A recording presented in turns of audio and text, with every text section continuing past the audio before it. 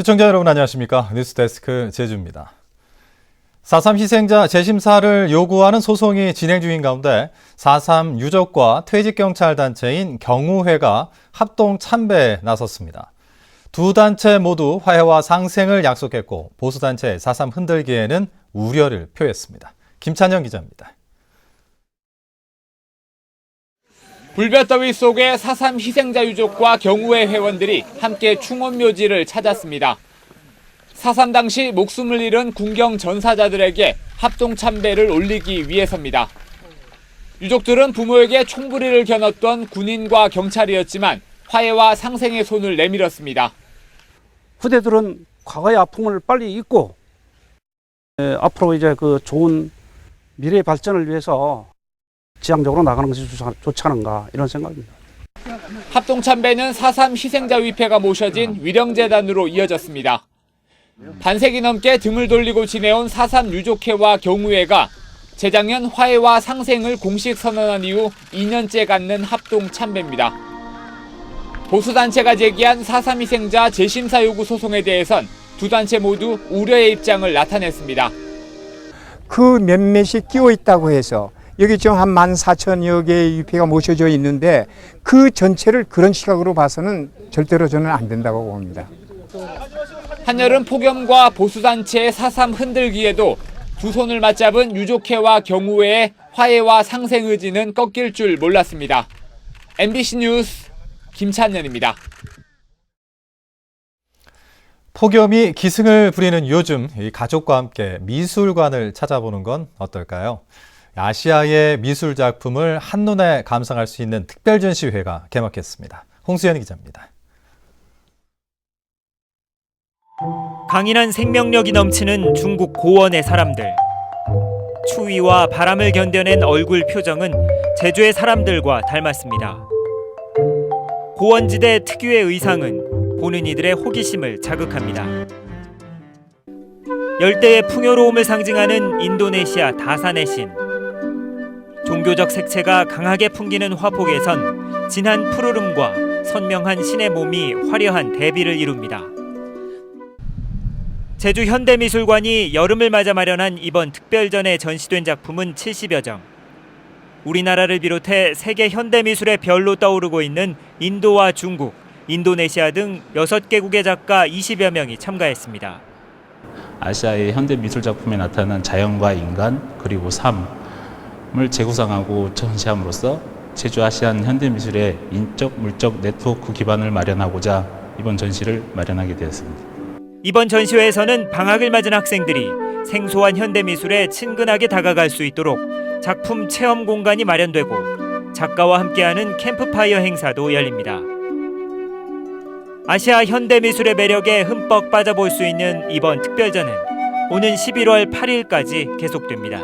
MBC 뉴스 홍수연입니다. 8월의 첫 일요일인 오늘 제주지방은 북부와 동부 서부 지역에 폭염주의보가 발효 중인 가운데 30도를 웃도는 무더위가 이어지고 있습니다. 낮 최고 기온은 한림이 33.6도, 제주시 32도, 성산 31.4도, 서귀포 29.6도까지 치솟는 등 찜통 더위가 이어졌습니다. 제주지방기상청은 당분간 낮 기온이 30도 이상 오르고 밤에도 25도 이하로 떨어지지 않는 열대야가 계속되겠다며 적절히 냉방기를 사용하는 등 건강관리에 주의해 줄 것을 당부했습니다.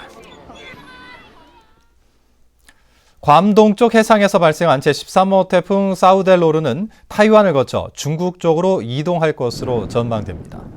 기상청은 제13호 태풍 사우델로르가 현재 괌 동북쪽 390km 부근 해상에서 서쪽으로 이동 중이며 오는 4일 매우 강한 중형 태풍으로 발달해 7일에는 타이완 동쪽 해상까지 진출할 것으로 예상했습니다. 그러나 예상 진로가 매우 유동적이고 이후 우리나라나 일본 쪽으로 방향을 틀 수도 있어 예보 주시를 통한 대비가 필요하다고 당부했습니다. 주말인 어제 제주를 찾은 내국인 관광객이 역대 최고를 기록했습니다.